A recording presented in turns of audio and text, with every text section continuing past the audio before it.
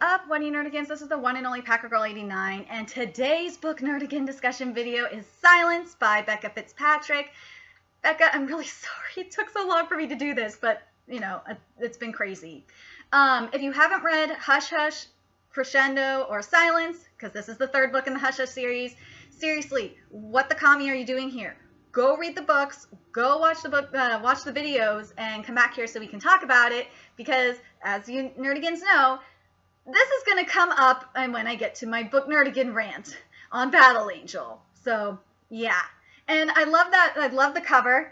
The thing I like about the cover the most is that the covers, I should say, is that I like that they stay consistent with the color scheme, because some covers of books don't do that, and it gets really, really frustrating. And yes, you have Patch looking like a badass, holding Nora with his wings expanded. And now, let's get to this. So, the prologue takes place 3 months prior to the events of Silence, and I love that we get a Hank chapter, because Hank Miller's an ass, and we know like a little bit about Hank based on Harrison's POV prologue in Crescendo, but what Hank is doing here is he's attempting to negotiate with Patch by holding Nora hostage, because remember at the end of Crescendo, Hank kidnapped Nora. And then I love that I was so happy when Patch beat the shit out of him. It was glorious. And then Hank on the terms of the oath, because oaths from this point forward, oaths are a big thing. So yeah.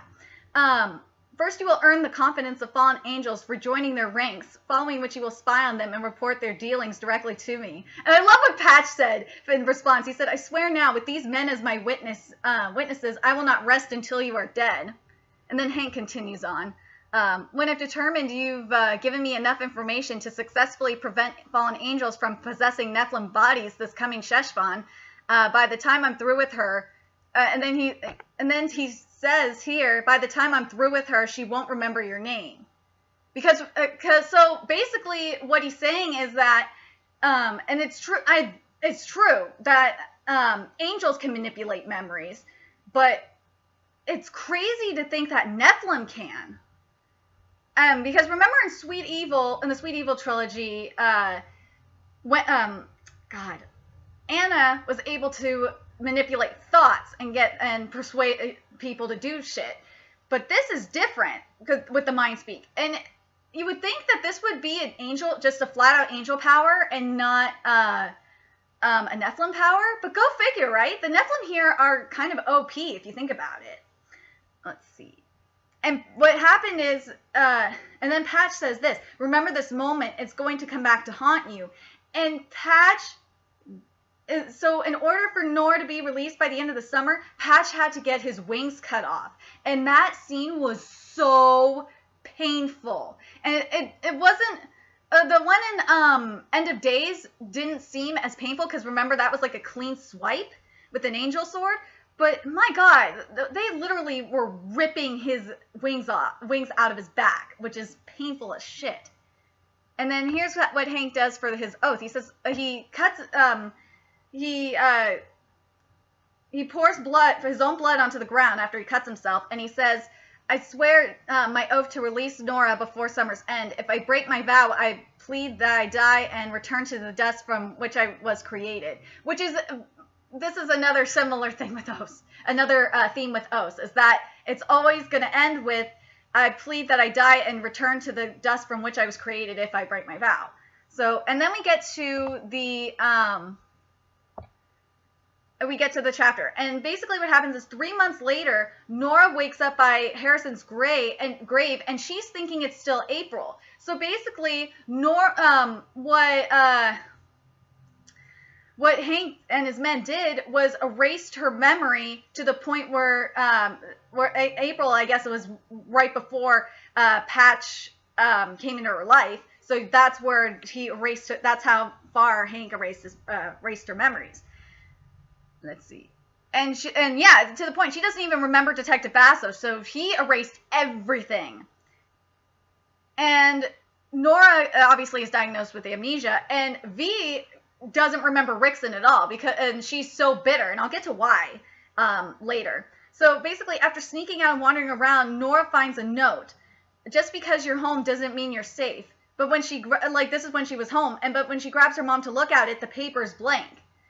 Yeah, that has to be with the mind trick. I think that's freaking crazy that Nephilim powers are that strong that you can mind trick people to believe what's written on paper. That's really insane. And we already saw how the mind trick was powerful enough to show Nora's room destroyed and then fix it like that.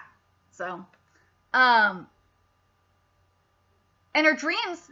Nora's dreams eventually lead to Patch, and Patch erases it from her memory to protect her. I think that was so cool. This basically what this is dreamscaping, and dreamscaping is going to come up later again when I get to CC Hunter's Shadowfall series, which I'm going to do. I'm going to do Mixed Creatures right after I'm done with this Angel-Readathon. So yeah, that's going to be the first series I do because I have two Shadowfalls After Dark books I need to read. I haven't read yet. I've been wanting to. So it turns out right after Hank Miller is dating Nora's mom Blythe, and Hank is getting divorced, and Marcy, and then we had an Akko Taco moment or Awkward Turtle moment. I still like Akko Taco from the end of the Sweet Evil series. I love it. I told you Nerd Kids I was gonna steal it. So they went to Coopersmith's. Nora, Hank, and Blythe went to Coopersmith's, and guess who's there? Susanna, who's the ex-wife, and Marcy. And I was so happy that Marcy tore Hank a new one. Because Hank is such an asshole. And Marcy then says she wants the Archangel necklace of truth that Patch gave Nora. And then Nora went, after Coopersmith, she just can't deal with it, so she leaves. And Nora witnesses a gang of fallen angels, Gabe, Jeremiah, and Dominic, beating the shit out of a Neph named BJ. And Gabe what was happening was he was trying to get BJ to swear an oath of fealty. And then we have Jeb. And if you don't remember in Crescendo, it took me a while to realize this, that the end of Crescendo, like right before Nora got kidnapped, Patch gave Nora her dad's ring, and it said on the inside of it, he had it engraved saying Nora and Jev. So yeah, Jev is Patch. And I love when he stabbed Gabe with the tire iron. That was so awesome. And then remember she touched his wing scars, because yes, the wing scars are still there even though his wings were literally ripped out. Nora goes into Jev's memories, and one of them meeting with Jev and Hank. And Hank was able to saw off another Archangel's wings and wants Jev to question her. Yeah, so basically what happened is Hank captured a Archangel and sawed off her wings. It's terrible. I was so happy when Scott came back. Scott is, like, at first I didn't like Scott, but, like, by the end of the series, I love Scott. He's giving Nora a refresher course. So, yeah, Patch, you are useless as shit. Scott is saving her ass right now. And this is what Scott says on the ring that the black hand, aka Hank, gave him. So this is what he said: all Nephilim have heightened strength, making us physically more powerful than humans. But when I wear this ring, it takes that strength to a whole different level. The black hand gave me the ring after he tried to recruit me to his army. I don't know what kind of curse or enchantment is on the ring. It's like one of those, or if it's one of those, excuse me. But there's something. Anyone with these rings is almost physically unstoppable.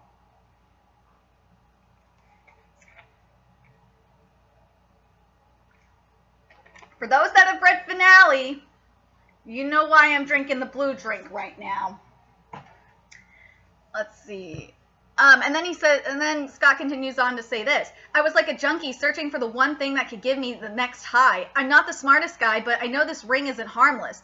The black hand did something to it. He wanted a way to give every member of his army an advantage. Even when I'm not wearing the ring and just relying on my natural strength and powers, the pull for more of both is strong. The only way to beat it is to lay out using my powers and abilities as much as I can. And basically what's been happening is Scott, during this time, Scott has been tailing Hank and figured out that it was him who kidnapped Nora. And then what happens next is Scott and Nora go spy on Hank's warehouse and almost get caught. And fucking Scott had to drop the camera because he was getting pictures. And then Nora went on her own again into the warehouse. And inside the warehouse, how she described it. I gazed at row upon row of cots, one sleeping body in each cot, all male, exceptionally tall Nephilim. And of course, Jev comes to rescue her from the Nephilim safe house, and this is what Jev says, or Patch, whatever. Both buildings are owned by a Nephil, a very power Nephil. One is the decoy, and the other sleeps about 400 Nephilim on any given night. Guess which one you walked into? The warehouse you broke into is for new recruits. 16 or 17 human years and nearly sworn, making them less than 1 in Nephilim years. So basically what happens is, here's the deal with Nephilim years. Once you swear fealty, then you're officially swear fealty to a fallen angel. That's when they start counting the Nephilim years. So then Jev takes Nora to his place to help Nora get her memory back via touching his scars. And this is what he says. I should warn you that if you go inside a memory that includes you, things will get complicated. You might see double of yourself. You and my memory of you could be there at the same time, and you'd be forced to watch the events as an invisible bystander. The other scenario is that you'll transfer into your own version of yourself in the memory. I've heard of both happening, but the first is more common. Back then, you knew me as Patch. That was the name I was going under when we met. I dropped the name when I lost you. I've been going by Jev ever since. Oh, poor Jev. I love Jev. This is why I gotta say, because I'm gonna compare him to Rafi. Jev is the better character. Patch/Jev is the better character. He beats Rafi by a mile. Because yeah, Rafi is funny and Patch has his jokes too. But the difference between Rafi and Patch is it didn't take forever for Patch to be fully loyal to Nora, whereas Rafi in Permanent in the End of Days, it took him forever. It was so frustrating. Let's see. And then Nora goes in, and again, the gaps are filled between Crescendo and Silence. But it was scary. Like, she was freaking out because the latter happened, where she was transferred into her own version of herself in the memory. And it was freaky as hell. And then Hank said here, I swear my oath to let the girl live. If I break my vow, I plead that I may die and return to the dust from which I was created. So that oath was, so there was another oath that was missing in the prologue, which was that. And then Jev said this, here's his vow. And I think this is really, there's a difference between Nephilim vows and fallen angel vows. And I don't know if this also applies to angels or not, but I thought this was interesting. So Jev said, I swear to feed you all the information I can on what fallen angels are planning. If I break my vow, I will voluntarily lock myself in the chains of hell. So I don't know if the same kind of oath would be said for angels or not. Becca, if you're watching this, I'd like to know. And Nerdigans, I want to know what you guys think too. If you guys think that if it only applies to fallen angels, or if you guys think that angels would be applied too. And then Hank said this, in the memory, he said, send my men in, all of them. I want the girl taken away. I swore no to let her live. When I release her, it's up to me and you. She's yours after you've given me enough information to guarantee I can overthrow fallen angels by Sheshvan. Consider Nora insurance. And then Nora spent the night with Patch, and he mind-tricked V to tell Nora's mom that she was spending the night with her. Oh, God, Patch is so sweet. I think it's fucked up about the mind tricking, but seriously. And then Patch said this: after Hank kidnapped you, I erased her memory of Rickson. He used her and put her through a lot of pain. He put everyone through a lot of pain. It was easier in the long run if I did my best to make everyone forget him. The alternative was letting your friends and family hang their hopes on an arrest that was never going to happen. When I went to wipe V's mind, she put up a fight. You would think, so we're going to find something out about V in finale. And I'm just realizing this now, is this should have been the first clue to V's secret. To this day, she's angry. She doesn't know why, but it's rooted inside her. Erasing someone's memory isn't easy as it sounds. It's like trying to pick all the chocolate chips, or I say chalky, so sorry, I'm going to say chalky chips out of a cookie. It's never going to be perfect. Pieces get left behind. Unexplainable beliefs that compelling and familiar. And V can't remember what I did to her, but she knows not to trust me. She can't remember Rickson, but she knows that there's a guy out there who caused her a lot of grief. So now we're going to get to what happened to Rickson, because we had some details, but not all of it. So here we go. So 3 months ago, I chained Rickson in hell, even though I had no authority other than my own sense of justice. Seriously, Patch, he was going to be sent to hell regardless for what he was doing, but Patch is awesome. That's all I can say. I can tell you how it's done. When the archangels banish a fallen angel from heaven and rip out his wings, they keep one feather for themselves, and the feather is meticulously filed and preserved. If the occasion arrives where a fallen angel needs to be chained in hell, the archangels retrieve his feather and burn it. It's a symbolic act with inescapable results. The term burn in hell isn't a figure of speech. I dragged him to hell, and he dragged Rickson to hell and burned the feather right in front of him. That's so fucking terrible. But seriously, karma's a bitch. A few fallen angels like Rickson make it to Earth with a feather or two intact. When that happens, the fallen angel makes damn sure his feather doesn't fall into the wrong hands. What happens to the rest of the feathers? Well, they rapidly deteriorate on the way down, which is going to be consistent when we get to the Fallen series by Lauren Kate. So I will bring this up again. But I'm curious what you nerdigans think about this, though. Do you think this applies to all angels, where hell is included, or do you think it's just for the fallen angel? Well, obviously it's going to be for the fallen angels, but I'm just curious if say that someone plucks out an angel's feather and the angel hasn't fallen yet. If the archangels burn that feather, would that automatically send the angel to hell? And what kind of if so, what kind of circumstances would it be under? And yay, I was so happy when Patch gave Nora this spare key, because last book he was an ass about it. And Patch agreed to erase Nora's memory of him. Yeah, Patch agreed to it. I was so pissed. I was like, Patch, why? And Hank busts Nora, he does, and then call me there's backup plan here.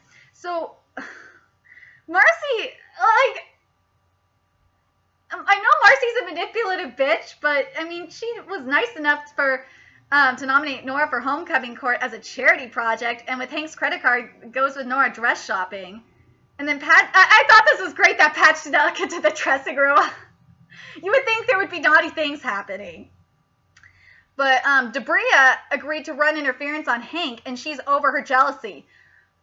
Bullshit! She is not over her jealousy. Debria is just a good actress. And Debria is getting paid to read Nephilim fortunes because she can still see the future.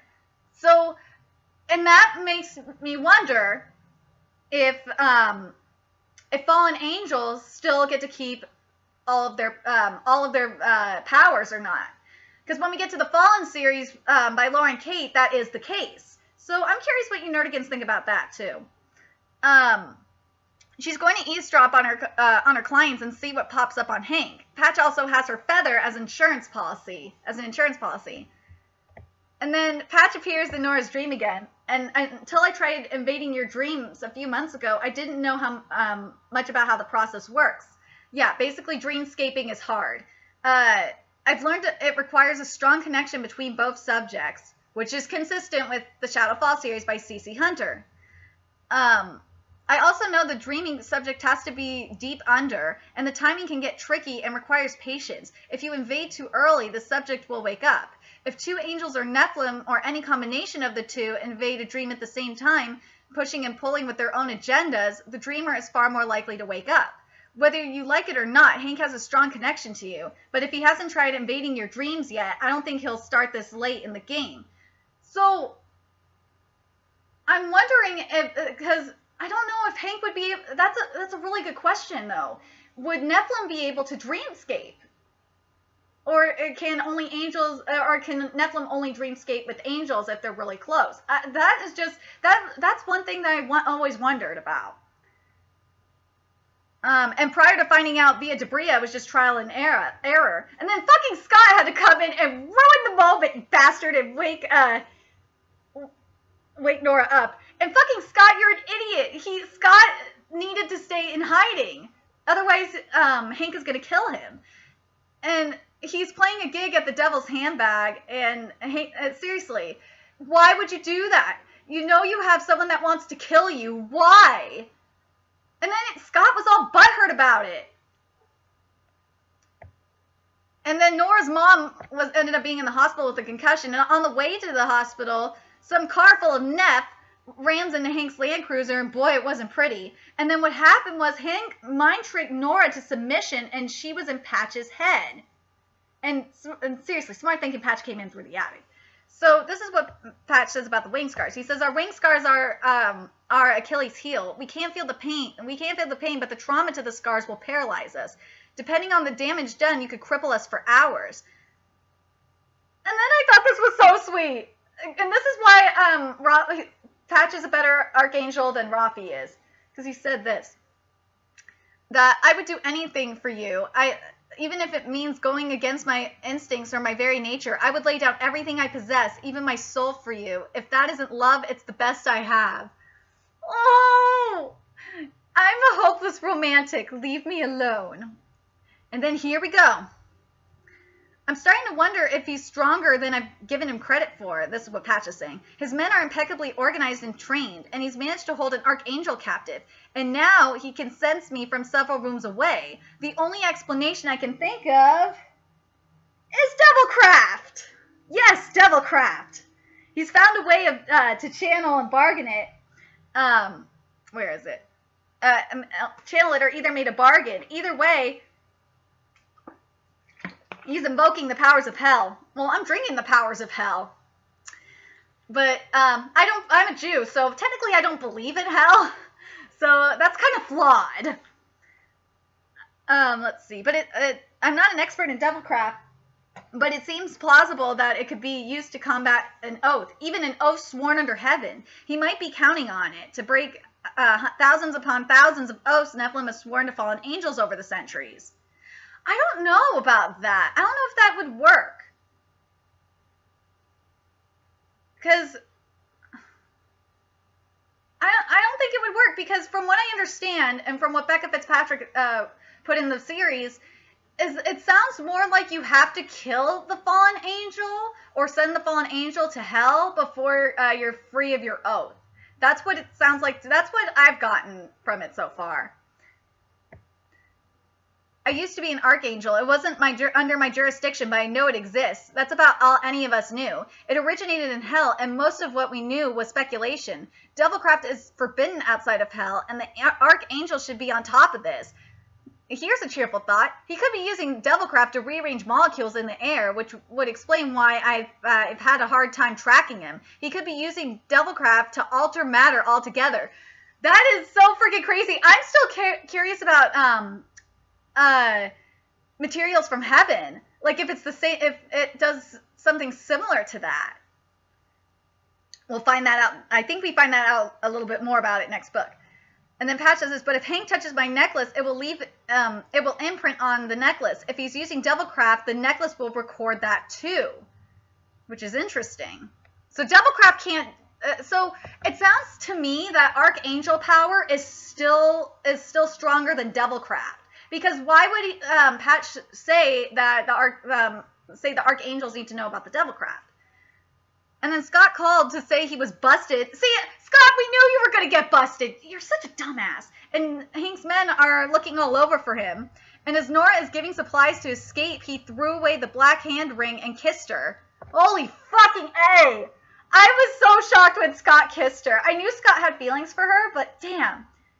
But I was like thinking, finally Scott threw the ring away. Now just don't go after the ring. And then the black hand caught them, and Hank has Patch's feather. Because remember, if he burns Patch's feather, that's why it was stupid of Patch to give him his wings, because now Hank has that power over to chain Patch in hell. And Hank unwind the accident because Hank mind tricked her. While you blacked out, I performed a blood transfusion on you. I filled your veins with my blood, Nora, my purebred Nephilim blood, by using devilcraft. But I don't understand that. Because if technically, she is a Nephilim. She is technically a Nephilim, but I guess in order to become a pure blood Nephilim is when you swear fealty. That's let me know if that's what you nerdigans think, because you would think that Nora's already a pure half-blood, but at this pure Nephilim because of that. But now that I just think about it, I just realized this. She's not a pure Nephilim because remember, he's a Nephilim, and Nora's mother, Blythe, wasn't Nephilim. She's human. And I guess, well, pure-blooded Nephilim are basically, I realized it. Pure-blooded Nephilim are basically half angel, half human. So basically, what she is, and thank God I've read the Cynthia handbooks before this, the Unearthly series. She's a Katoris. That's what she is. She's a quarter Nephilim. So basically, what Hank's blood is doing is awakening the dormant Nephilim blood inside her. Where is it? This is Hank on Y, too. You've had my blood inside you since the day your mother gave birth to you, but it wasn't enough. You weren't a first-generation Nephil, and I need you to be purebred, Nora. You're so close now. All that's left to swear is a changeover vow before heaven and hell. Upon your vow, the transformation will be complete. And it makes me wonder something. If Nora's a Katoris, why does she still have, why does she have the family mark? Why is she the heir? And why is Marcy not the heir? You would think Marcy would be because both of her parents are Nephilim, but I guess that's not the case. And Hank actually used Devilcraft as well as Debria to see the future. So Devilcraft can make you see the future? Like, what the fuck? That is trippy as shit. Their prophecies match. I don't have long. My last days on Earth will be spent preparing you to lead my army against fallen angels. I need you to be a purebred Nephil, Nora, to command my army, to lead my society, to step up as my rightful heir, and free Nephilim everywhere from bondage. After the Sheshbon, we will be our own masters, no longer ruled by fallen angels. And purebred Nephilim don't mate together successfully.